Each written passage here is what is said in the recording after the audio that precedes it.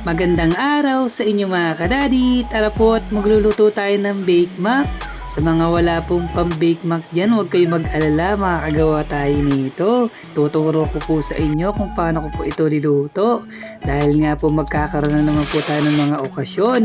Dito yung maggayak lang po tayo ng tubig at maglagay po tayo ng oil. At lagay na natin yung noodles at iset po natin ng 10 minutes. At pagka okay na mga kadadi ay lagay na po natin yan sa lalagyan at tugasan po natin. At maggayak na po tayo ng sibuyas bawang. Ang sibuyas po ay kailangan po natin gayahin katulad nito sa bawang. Ako po kasi kami lang po ang kakain kaya po ganun na po ang hiwa. Ganun din po dito sa ating hotdog mga kadadi. Nasa inyo na po kung anong design ng hiwa ang gusto nyong gawin. Ito ay mag-isa lang tayo mga kadadi at maggayak lang tayo ng oil, bawang.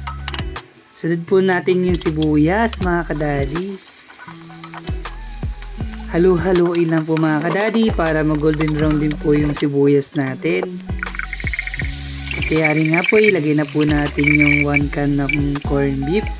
Sa mga wala pong pambili ng giniling, pwede na rin po natin gamitin yung corn beef dyan mga kadadi.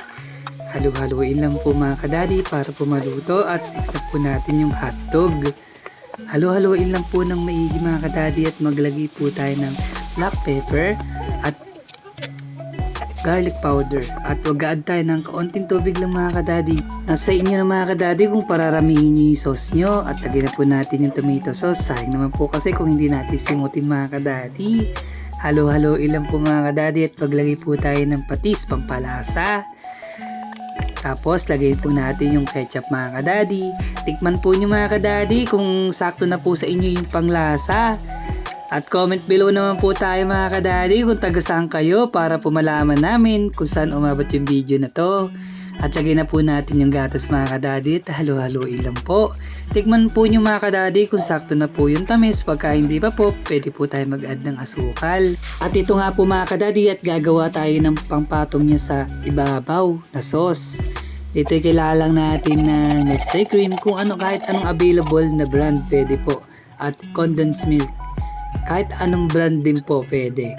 Halo-haloin lang po at lagay po tayo ng flour mga kadadi para lumapot po kahit paano ang ating sauce. Lagyan din natin ng paminta mga kadadi para may design naman po kahit paano. Dito nga po mga kadadi ay pagsama-sama na natin noodles. Dito ay konti lang po ang nilagay ko para po yung iba ay pwede pa po bukas. Ang sarap na nga po ng no bake mac natin no mga kadadi. Masarap po yan mga kadadi lalo na pagpapatungan natin ng sauce. Huwag kayong mag-alala mga kadadi. Parehas po tayong walang pang-bake. Kaya po gagawin natin yan mga kadadi ay ipapatong natin yung sauce at hayaan lang po natin lumamig.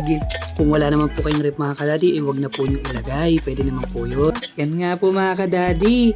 Hingi lang po ako sa inyo ng favor. Pakipollow naman po ang ating account para po sa mga susunod na upload natin ay ma-update kayo. Kaya nga po mga kadadi, napakasarap na nga po, diba? Ay, tsak na magugustuhan po ng mga anak niyo mga kadadi at misis niyo kung paborito nila to mga kadadi. Kaya i-try nyo na mga kadadi. Magkakaroon po tayo ng maraming okasyon ngayong December. Pwede na po nyo ito yung isama sa mga listahan yung lulutuin. Napakasarap po at makapakadali. At di na po natin kailangan ng pang-bake. Nasa sa inyo na nga po mga kadadi kung lalagyan po nyo ng toppings. Kain na nga po tayo mga kadadi pero bago tayo kumain, magdasal muna po tayo at magpasalamat sa Diyos.